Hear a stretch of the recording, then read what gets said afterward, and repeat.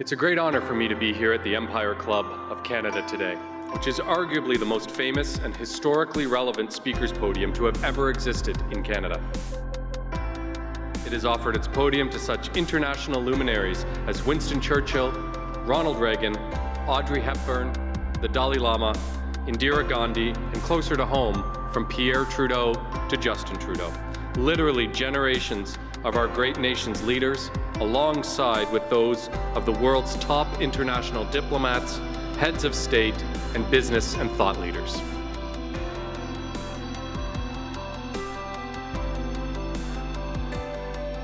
It is a real honor and a distinct privilege to be invited to speak to the Empire Club of Canada, which has been welcoming international diplomats, leaders in business and in science and in politics. When they stand at that podium, they speak not only to the entire country, but they can speak to the entire world.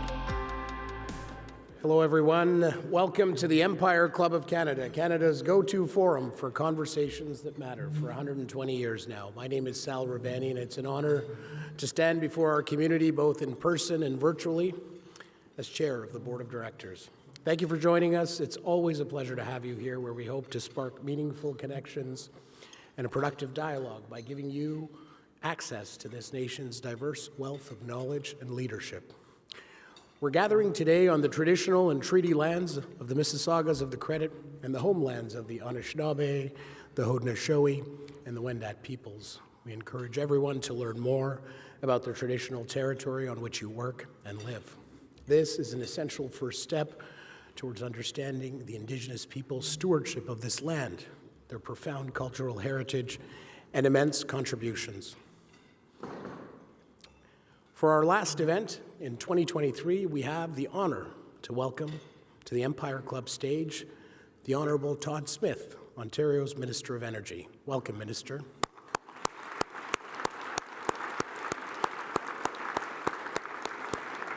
Thanks for being here with us. Minister Smith has one of the most forward-looking jobs in our provincial government. He leads our energy transition, enabled and also accelerated by two drivers: economic growth and demographic growth. We are 15 million Ontarians, and we will grow to more than 17 million by 2030.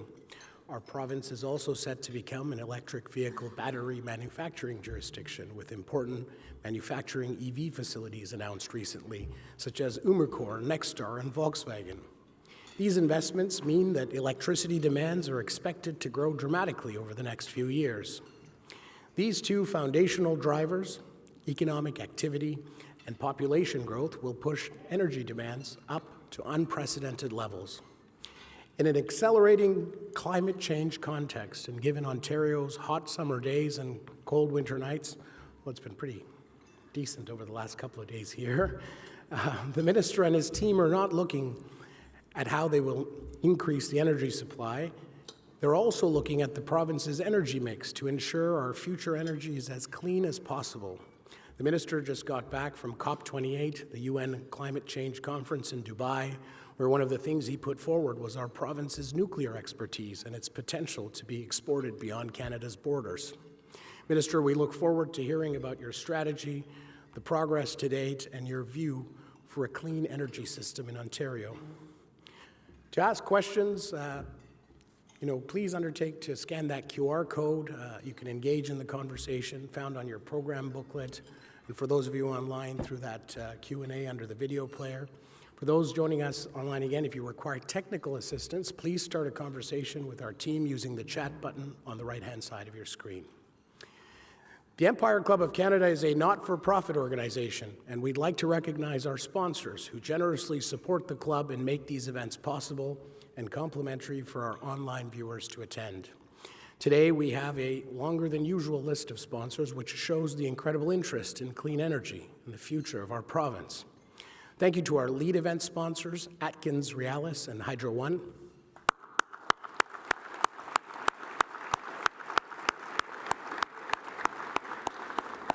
Thank you to our VIP reception sponsors, ACON, Nuclear Waste Management Organization, Enbridge, Leuna, OEC, Siemens Energy, and Waste Connections Canada.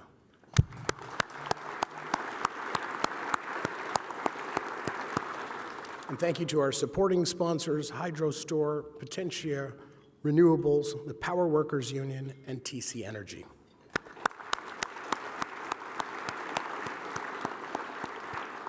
A special thank you to our season sponsors, Amazon Web Services, AWS, Bruce Power, and Hydro One.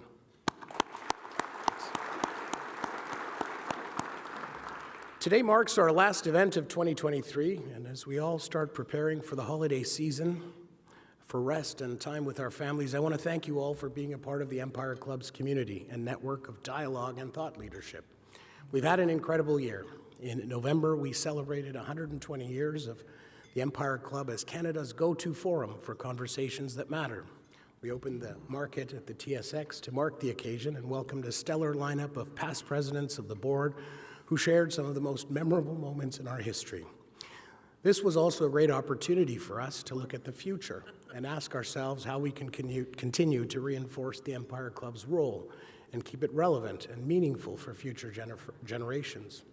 So far this season, we brought you speakers with deep expertise on some of the most important topics of the year: housing crisis, climate change, diversity, infrastructure, mental health, demographic disruption, the future of our city, our province, our country. 2023 is almost over, but our season will continue in January with a new series of exciting events and conversations. I'd like to start off with a video today, a message from our lead sponsor, Atkins Realis. Energy powers our lives. It starts our mornings, invigorates our days, and lights up our evenings, allowing us to do what we want to do and go where we want to go. And as we go further, faster, we need reliable, safe, and secure energy solutions. We need CANDO nuclear energy to fuel our future. Canada has a proud story to tell, a story of innovation and ingenuity, of sound solutions to global challenges. During the past century, Canada's researchers and scientists developed and perfected the internationally renowned CANDO reactor, our homegrown solution currently powering 60% of Ontario and 15% of Canada. Its use of domestically sourced natural uranium eliminates the cost of enrichment. Its unique heavy water design regulates a slow, safe reaction. And its exclusive capacity for active refueling maintains a steady output, enabling more than 75,000 jobs across Canada. And with 85% of parts, equipment, and service sourced domestically, CANDO doesn't just energize our homes, but our communities and our economy. Investing in CANDO builds a future of clean nuclear power for generations to come. While tomorrow's energy demands are made possible by refurbishment of existing plants and new builds, and patients around the world rely on CANDO to provide the medical isotopes that sterilize surgical equipment and diagnose and treat deadly diseases. Backed by years of investment and innovation, our exemplary global reputation rests on a solid foundation. Abundant natural resources, robust regulatory practices, groundbreaking research and laboratories, a strong, knowledgeable supply chain, a skilled and dedicated workforce, and collaborative, committed partnerships.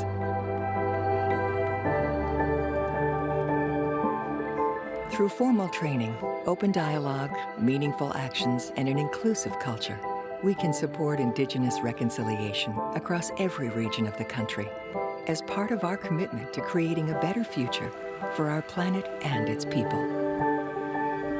As the exclusive stewards of Canada-owned CANDO technology, Atkins Realis is building on this legacy with confidence in its future. As the dominant clean energy solution, CANDO is poised to scale up, bolstering our economy, protecting our environment, and reaching our net zero goals. Opportunity is at our doorstep. We have the advantage with investment, expertise, and partnerships. Imagine what we can do.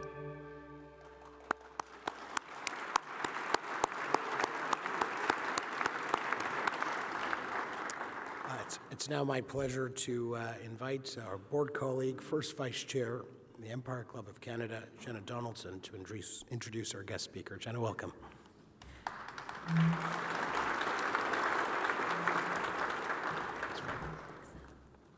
Thank you, Sal. It's great to be here with all of you in the room, those of you joining us online, and of course, Minister, with you as well.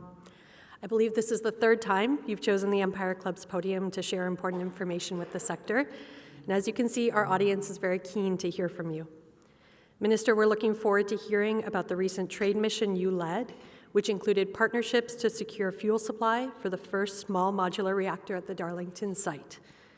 Many believe SMRs can be key to a transition toward clean energy, especially when we consider an expanded electricity grid, providing energy for transportation is just one example.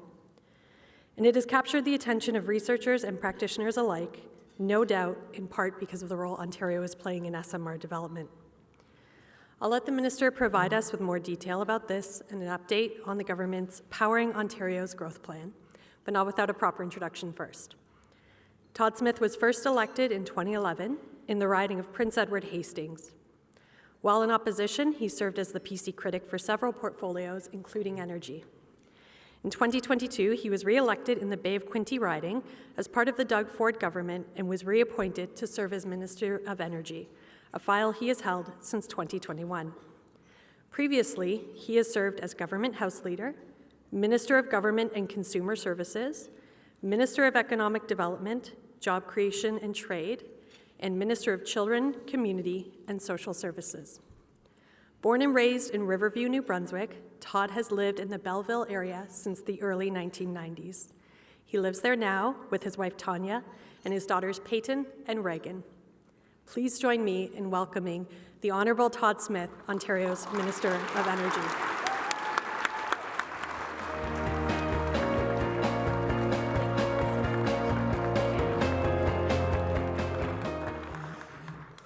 All right. Well, thanks very much, Jenna. It's great to be back here with all of you, and thanks, Sal, for your opening comments as well. I'd like to thank you and the entire team here at the Empire Club for making today's event possible. I forgot about the previous time. You're right, it is the third time that I have appeared before the Empire Club. Before I get started, though, I just want to quickly recognize a few people that are here today. My good friend David Cawley is here. David is the chair of our Energy Transition Panel, and I'm going to talk a little bit more about David. Lori Swamy from Nuclear Waste Management Organization is here as well. Lori, I saw you earlier. You're here somewhere, and she was on the trip as well. There you are, right in front of me. You were sitting beside me. My goodness. We have a few chiefs here as well from Saugeen Ojibwe Nation, Chief Conrad Ritchie and Chief Gregory Najuan, who are here as well. Thanks, guys, for being here. It's so great to see you. You know, I never want to prioritize one chief over another, but I mean, my chief from the Bay of Quinte Mohawks, our Don Miracle, is here as well. And Chief Miracle, just coming off his 1,000th election victory. Chief Miracle was elected last week. He's been the chief of the Mohawks of the Bay of Quinte for 30 years. That's quite remarkable, Chief. Thanks for your leadership. Jason Fitzsimmons, who's my deputy minister at the Ministry of Energy as well, is here. He's never been elected. And, but we're very, very happy to have him. And Jeff Parnell from the Power Workers Union as well. Great to see you back there, Jeff, and so many others. Look, before I get started, I just want to address a couple of things. You know, Sal was talking about the fact that we were on a trade mission the last couple of weeks and talking about nuclear in particular, and Jenna was talking about me being in Dubai. I've got to say, it's one of the most remarkable cities I've ever been in my life. To see this city that's just risen from the hot desert. It was a bit like the Flintstones to see that, and remarkably enough, I come to find out the people of Dubai don't like the Flintstones, but the people in Abu Dhabi do.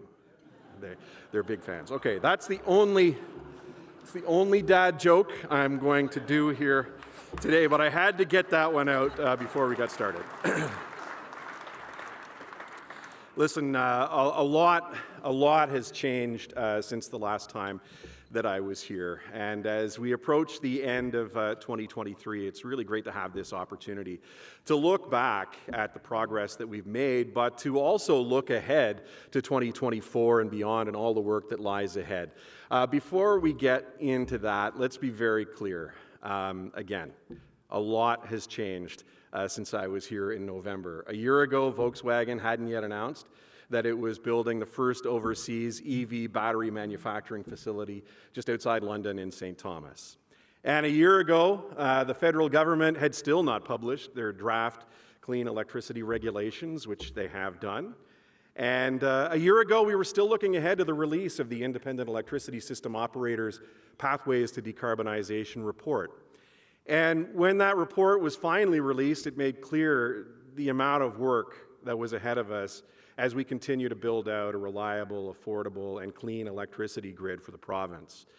That included potentially doubling the size of the grid by 2050 with up to 69 gigawatts of new supply and up to 5 gigawatts of demand reduction from conservation.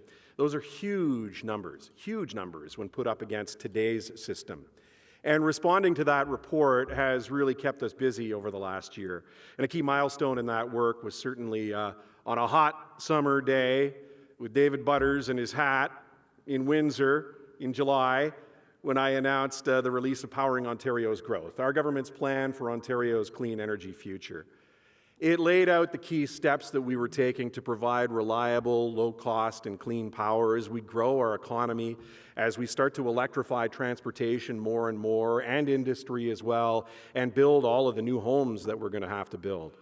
And it builds on the key strengths of our system, including our diverse supply mix, which we have in Ontario, a supply mix made up of nuclear as the backbone, but hydro and natural gas and renewables and soon batteries will be a part of the grid as well. And when we announced the plan back in July, 2 projects got the most attention, and both of those were related to the expansion of nuclear. And I don't think that should come as a surprise to anybody in this room. I've been talking a lot about nuclear of late. As a source of affordable and clean power, nuclear energy is why Ontario is able to maintain one of the cleanest grids, not just in North America, but the entire world. And there's no denying that the expansion of our province's nuclear fleet is required to meet future demand as well. In fact, the ISO says we could need up to 18 gigawatts of new nuclear, and we're already making progress on that need. And I'm pleased to report that site preparation is continuing on schedule at Darlington for the first grid-scale SMR in Canada and the G7. And if you haven't seen it already, I did share a video while I was overseas from OPG a couple of weeks ago that actually shows the incredible progress that the team is making on the ground at the site. And through Powering Ontario's Growth, we've begun the planning and licensing for the 3 additional SMRs at the Darlington site to round out the fleet and increase our supply of clean power there. So we're going to be building not just 1 SMR, but we're committed to building 4 at the site. In addition to this progress, we're working with Bruce Power to begin pre-development work for the province's first large-scale nuclear station build in more than 30 years. And together, these projects have the potential to secure up to 6 of those gigs, 6,000 megawatts of reliable, affordable, and clean electricity to power more Ontario's homes and businesses and get them the electricity that they need. But it's not just Ontario moving forward on new nuclear. We talk about nuclear a lot. Today is my first event since completing a nuclear trade mission to France and the United Kingdom and the UAE at COP28. And in Dubai, we saw 24 countries, including Canada, sign an international resolution to triple global nuclear capacity by the year 2050. It's a remarkable sea change globally when it comes to nuclear. And with Ontario already well ahead of the curve, with decades of experience with our CANDU reactors, like you just saw on that film that was displayed from Atkins-Realis, and years ahead on the small modular reactors that we plan to build, we've got an incredible opportunity to export our expertise and our experience and materials from our world-class nuclear supply chain.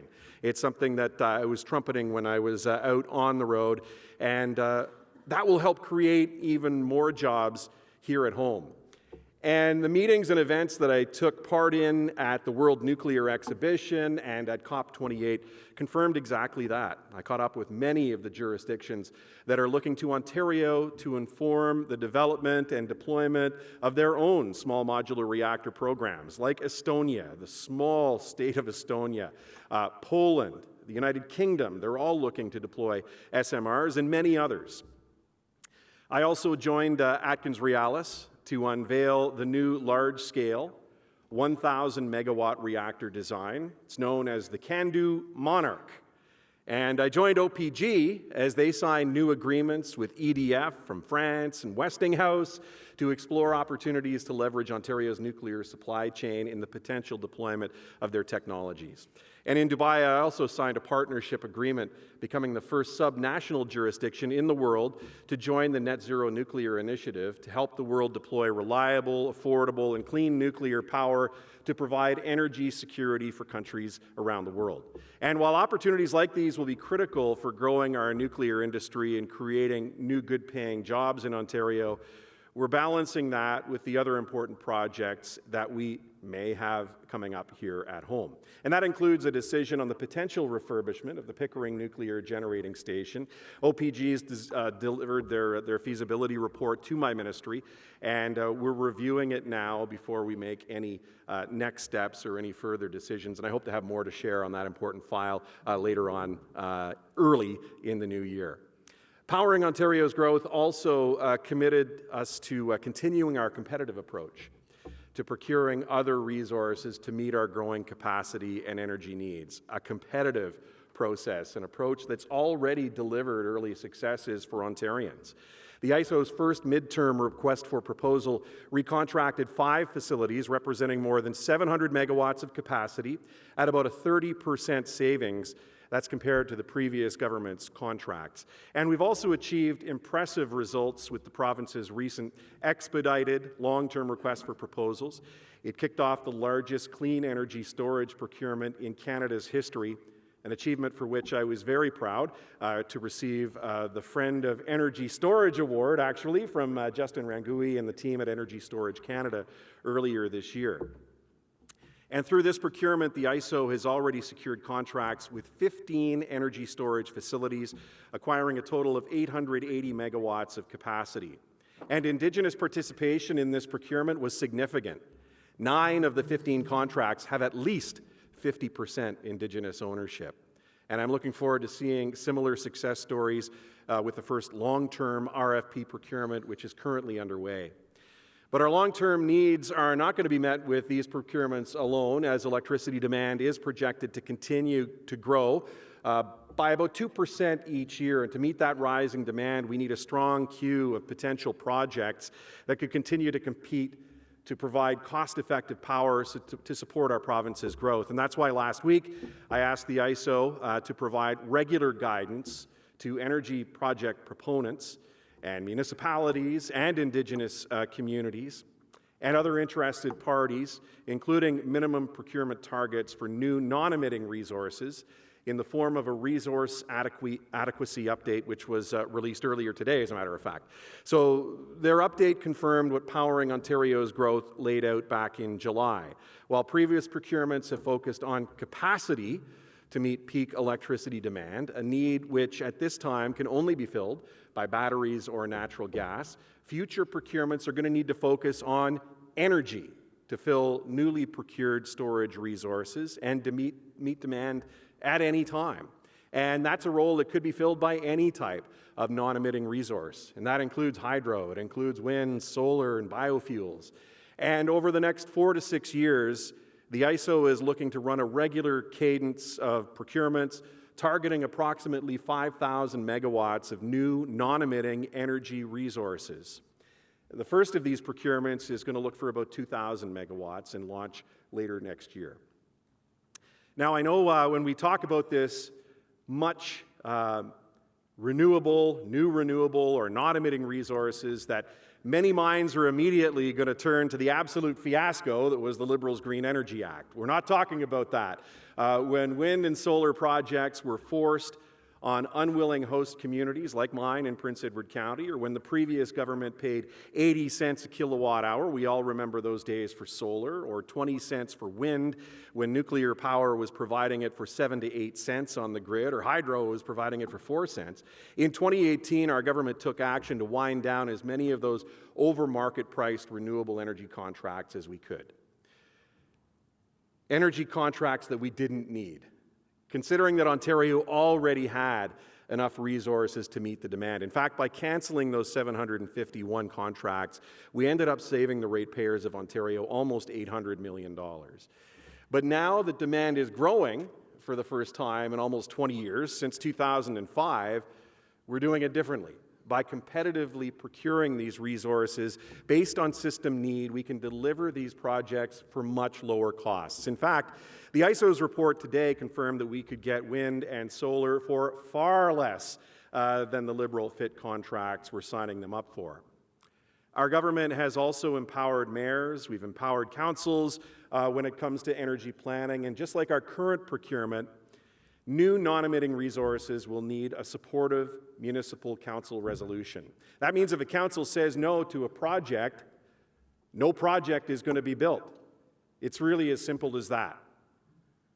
But when it comes to the many communities that have already reached out to me to share their interest in hosting new energy projects, and many of them can and have, they can start working with proponents today to ensure that projects can be built that are going to bring new opportunities, they're going to bring new jobs to their communities, and they're going to contribute to the province's electricity grid at the same time. And as we expand transmission across the province, which we are doing, we're going to be able to have communities across the province participate in our energy system. And that includes communities across Northern Ontario, which are coming to me all the time, wanting to participate and play a part in these contracts. Today's resource adequacy update also reinforced the need for ongoing procurements, including the procurement of new natural gas generation. And while most of the time Ontario can meet its electricity generation needs with nuclear and hydroelectric, biomass, bioenergy, and renewables, we need to face reality. Sometimes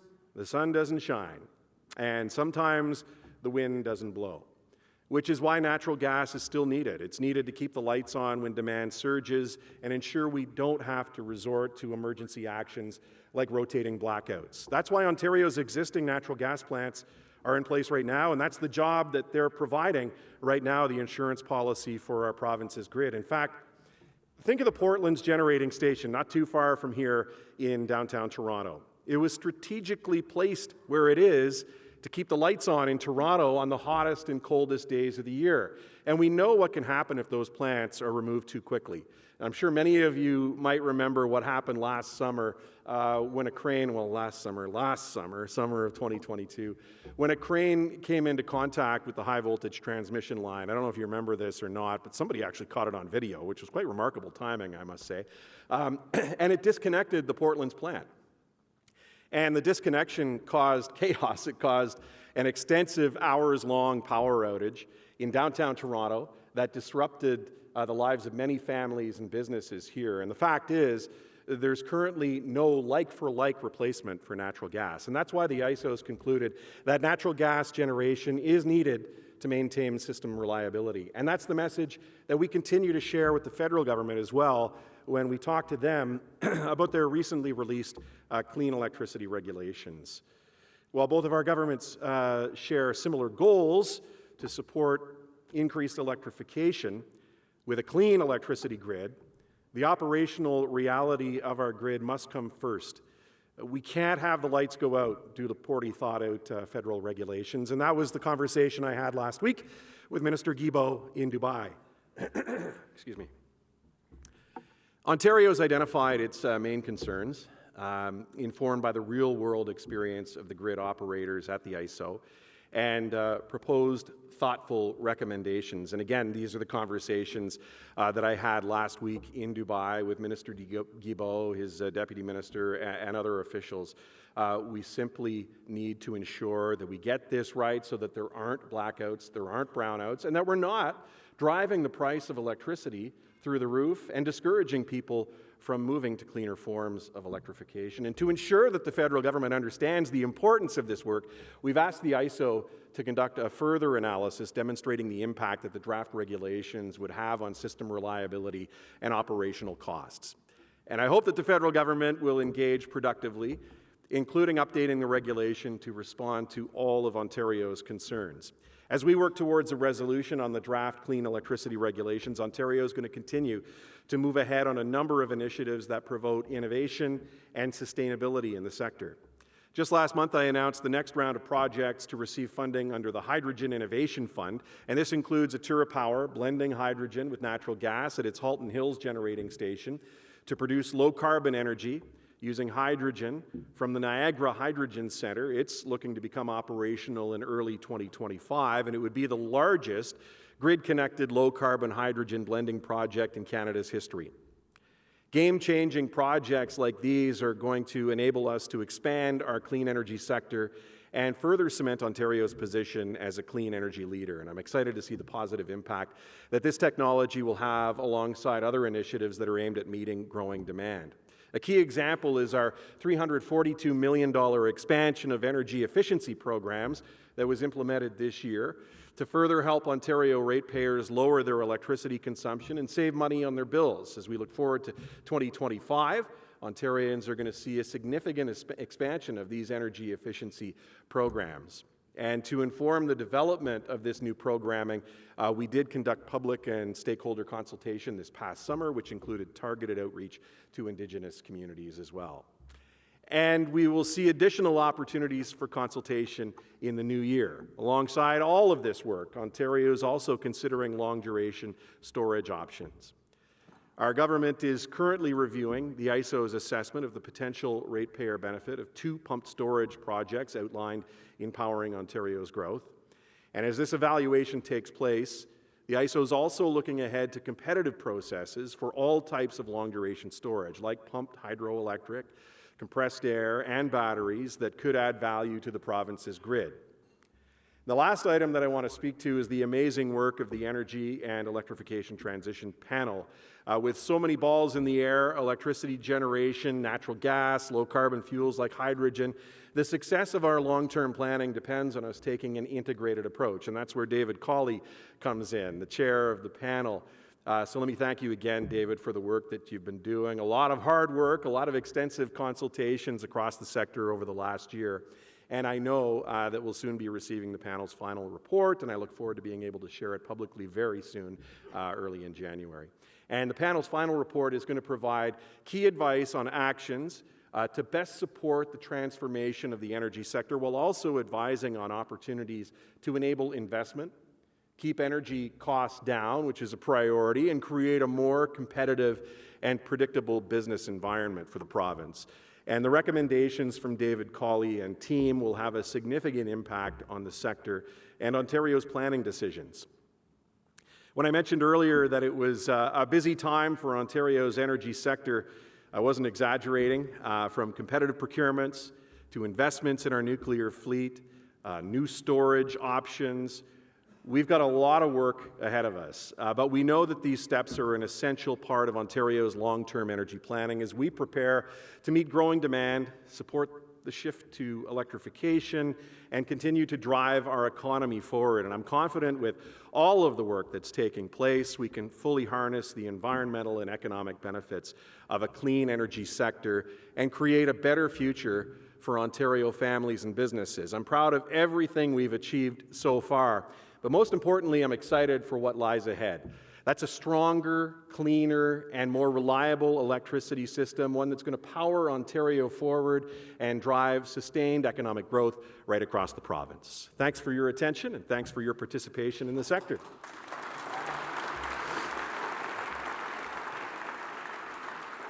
And can I close by saying that it's great to have a lot of my staff here from the Ministry of Energy this morning. And, you know, the Ministry of Energy office is a lot like the North Pole. Those guys do all the work, and the big fat guy in the suit gets all the credit. So, thank you, folks. Another dad joke for you. Thank you very much.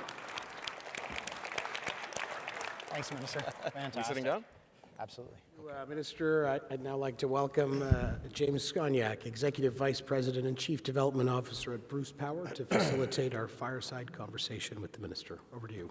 Great. Well, thank you very much for having me. And what I always like to say is there's so many reasons to enjoy coming to the Empire Club, but my favorite reason for coming, it's the only time in my life, Minister, where I get introduced at the stage with U2 playing. There's a certain buzz about it. I really want to start the conversation with, you're just back from, as you noted, a trip overseas to Europe and the Middle East. And, you really talked about the transformation of Ontario's electricity system and balancing that reliability, affordability, and also being a clean electricity system. Minister, as you engaged with other energy ministers from other jurisdictions, what were some of the most significant standouts for you? Are there areas Ontario is ahead with? Maybe some areas that Ontario needs to improve on? What do you sort of bring back from a trip like that? Yeah, I think sharing the fact that Ontario is a Tier 1 nuclear nation, and I say nation, we're Ontario, but Canada is a Tier 1 nuclear country. It's great that I can be there sharing that message as the Minister of Energy in Ontario, Canada, so that we do get the message right on the world stage, that we are a leader when it comes to nuclear. A lot of different jurisdictions have different motivations as to why they're considering nuclear. Obviously here in Ontario, we're considering nuclear because we're growing, and we're growing fast, and electrification is happening. But in other jurisdictions around the world that were reliant on Russian natural gas, they're no longer wanting to play a role in partnering with Russia. They're looking for energy security, they're looking for energy autonomy, and they're looking to safe jurisdictions and NATO allies that they can depend on to be there for them. And so we're doing it with CANDU. We did it with CANDU 30 years ago. We're about to do it again with CANDU, and we are doing it right now in Romania with CANDU, and an announcement made a couple of months ago. But we're also doing it with the new technology, the small modular reactor, in Ontario leading the way with that BWRX 300. The fuel supply already guaranteed, the technology created here in Ontario, and it'll be on grid in late 2028, early 29. So I think there's a different motivations in every jurisdiction, but jurisdictions around the world are looking to Canada as an ally in this front.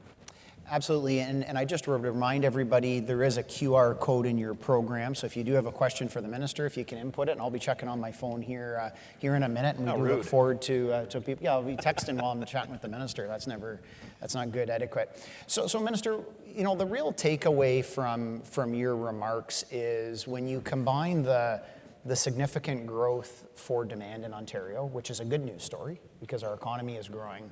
Really what I heard in your remarks was an all-the-above approach, and that includes natural gas. And oftentimes in the energy sector, because a lot of us have our individual lanes of certain supply sources, what I like to say is sometimes we like to idolize or demonize certain energy sources. Can you talk about the importance of that balanced energy mix, which, let's be honest, it will include natural gas? Yeah, we're very fortunate in Ontario that not only do we have one of the cleanest grids in the entire world, but we have one of the most reliable, and we have one of the most diverse electricity grids in the world. With nuclear, depending on the day and how many big CANDUs are down for refurbishment, 50 to 60% of our grid. Hydro makes up 20 to 25%, depending on the day, and then a mix of renewable resources that we have depending on the day, which obviously the energy storage facilities, as I mentioned, are going to allow to be more efficient and play a greater role in our grid, but also natural gas, particularly now at a time when we are seeing a rapidly expanding economy. We've talked over and over again about the multi-billion-dollar investments. If you haven't heard me for a while, it's Volkswagen in St. Thomas, it's LG Stellantis in Windsor, it's Umicore in Loyalist Township, all big electricity users when they come online a bit later this decade, building EV batteries, but also the EV platforms that are going in at the big OEM, the automakers across the province, and then the green steel making facilities that are coming to places like Dofasco and Hamilton and Algoma in Sault Ste. Marie, which are going to be massive, massive users. Just those 3 battery plants and those 2 green steel making facilities are going to increase industrial demand in our province by almost 25% alone, just those 5 projects.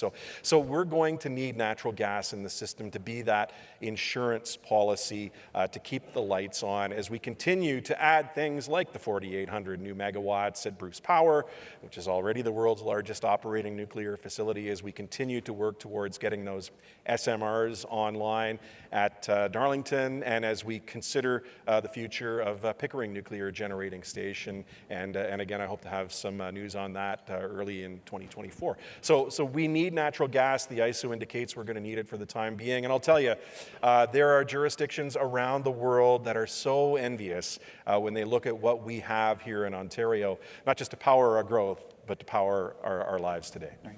And Minister, one of the items that you covered in your remarks, and I know you recognized, congratulations, Chief, on your re-election, and the Joint Council here from the Saugeen Ojibwe Nation is here today.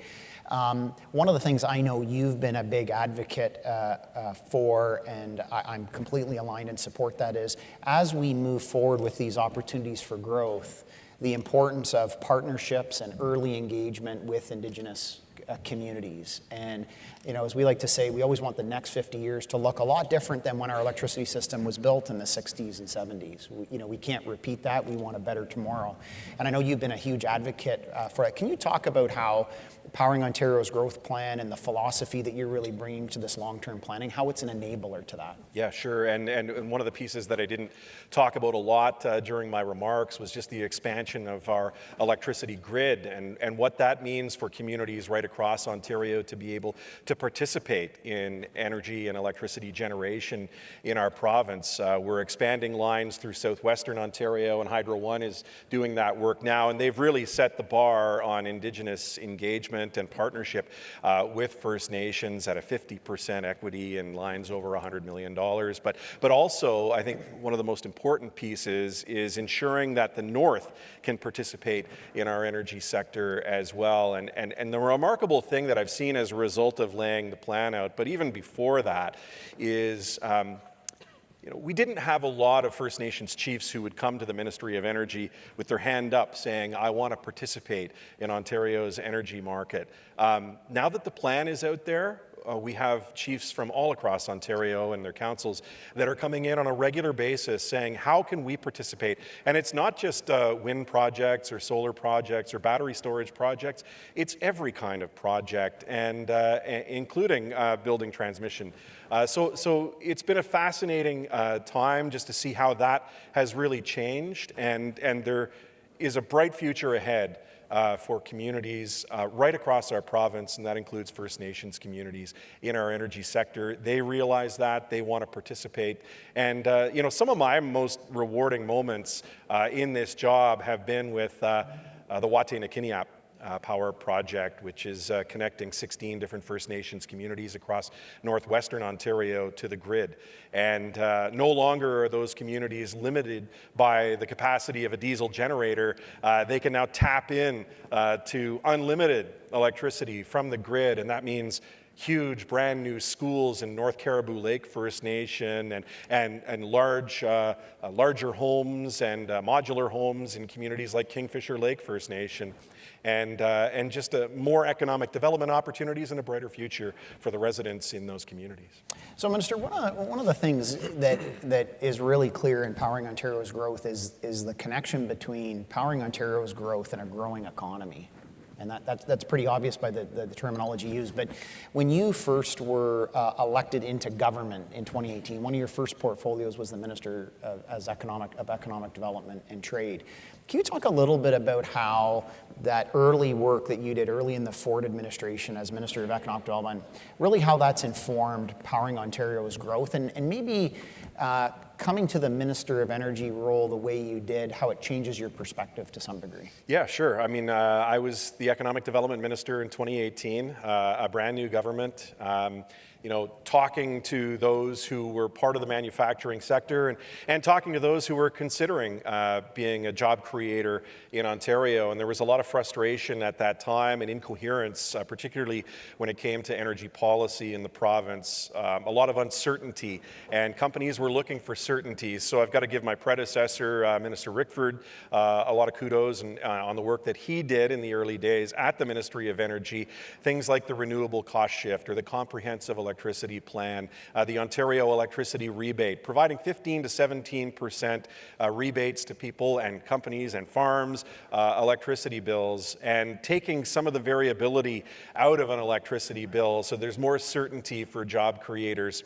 As I've said, and many of you have probably heard me say this, but I was the minister who took the call along with the Premier from GM in Oshawa back in 2018 saying they were no longer, after 100 years, going to be building cars in Oshawa, but they were quick to point out, look, Minister, Premier, we know it's not anything you've done, we know you're going to sort it out, and we'll be back. And we started the heavy lifting on a driving prosperity plan, looking at what a future auto sector would look like in Ontario around automated vehicles and electric vehicles and retraining the workforce to ensure that they could build the car of the future. And Minister Fedeli has come through with Driving Prosperity 2, which adds to that. And as a result, we've seen multi-billion-dollar investments at all of our automakers, including building cars at Oshawa again. So it's all about getting a stable environment and a predictable environment for businesses to invest and locate, and as a result, they're the ones that are creating the jobs.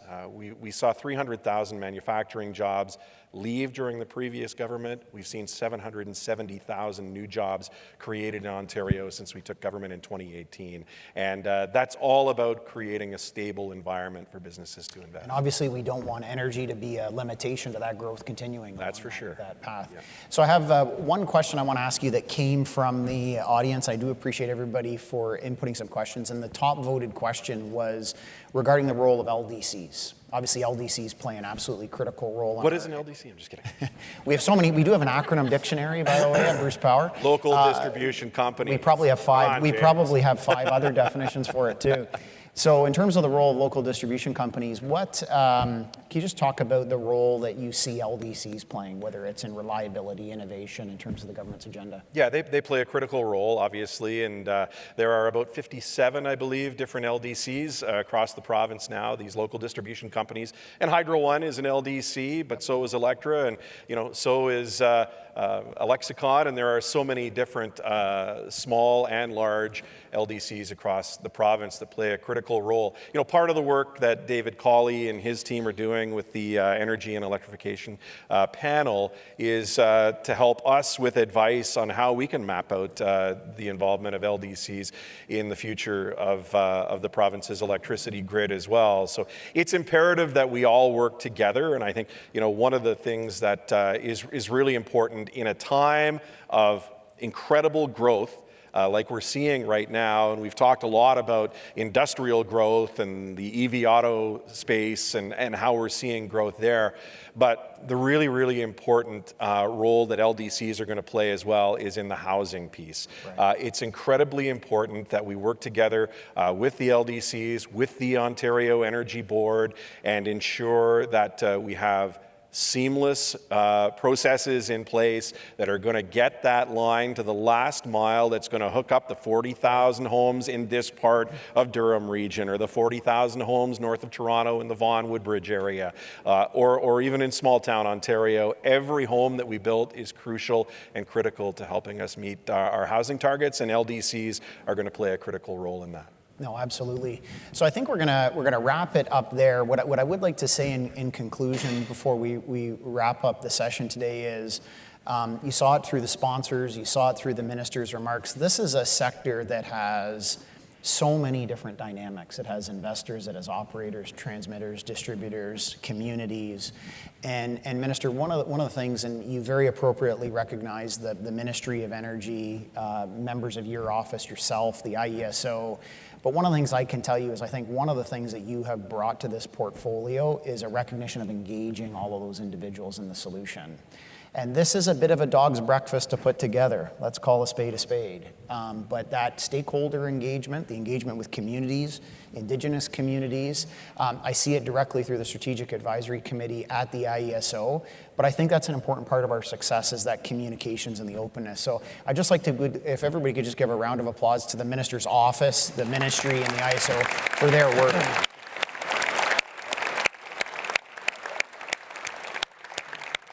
The final thing I wouldn't mind recognizing is there's a number of individuals who are here today, Minister. Labor's International Union of North America, the Power Workers Union, the Society of United Energy Professionals. Let's give them a round of applause. One of the things I've noted during your tenure as minister, at every single announcement, the minister, whether it's at Bruce Power, whether it's in Windsor, the Minister of Energy, Todd, always wants to set time aside to meet with the workers. And I think that's so important because we can get together in nice ballrooms like this and have lunches, but it's those folks that are keeping the lights on every day. Yeah, listen, and they're so crucial to my message overseas about Canada being a Tier 1 nation too, particularly on nuclear. There have been cost overruns in the past in many, many jurisdictions, but the bragging point for me right now are these multi-billion-dollar refurbishment, major component replacement projects that are coming in 6 months ahead of schedule. What infrastructure project anywhere is coming in 6 months ahead of schedule and on budget? So that's a kudo to good planning on the part of the leaders at places like Bruce Power and at Ontario Power Generation, but it's a real testament to those workers like the PWU and the society and the building trades for the work that they're doing. And I'll tell you, it makes it real easy for me when I go to Dubai or go to Paris and talk about Canada being a Tier 1 nuclear nation, that we're bringing in these projects on budget and on schedule. And just to do a Bruce Power plug to wrap up, we're 100 days straight of Unit 6 operating since it came back to service as of today. So there you go. Congratulations. We'll keep it going, Minister. Thank you very much for being here and really appreciate today's discussion. Thank you. Thanks, Dave. Thanks, man. Thank you, James, for leading today's discussion. I'd now like to invite David Levitan, Vice President, Stakeholder Relations at Hydro One, for the appreciation remarks.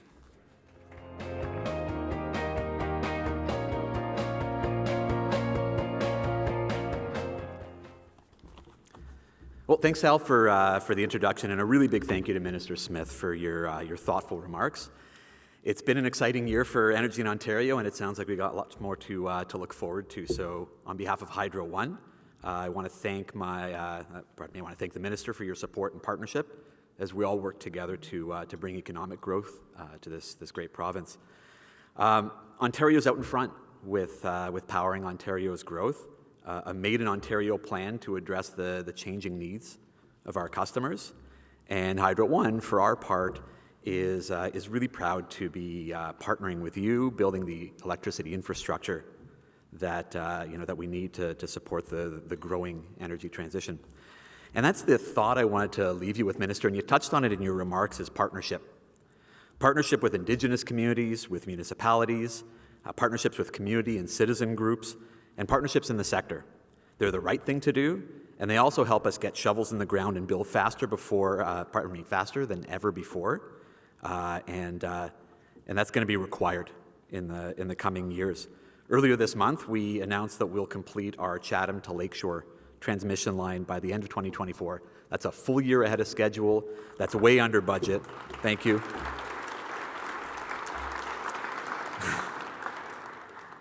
But how'd we get there? Partnerships. Our partnerships have positioned us to be the first utility in Canada to develop a 50-50 First Nations equity model. Thanks for the call-out, Minister. We're very proud of it. It offers 50% equity to First Nations on all new major transmission projects valued at over $100 million, and there's going to be a lot of work to come. We remain committed to continuing and advancing our relationships and partnerships with Indigenous communities, and we will be finding more ways to leverage those opportunities to work together as the energy grid expands. Through the power of partnerships, Minister, your plan to get more critical infrastructure built is going to help build a stronger Ontario, and we're all going to wind up doing it together. So really, really appreciate that.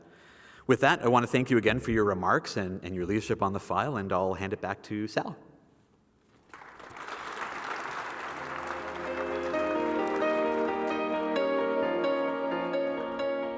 Thank you, Daniel, and thanks again to all our sponsors for their support and everyone joining us today in person or online. As a club of record, all Empire Club of Canada events are available to watch and listen to on demand on our website.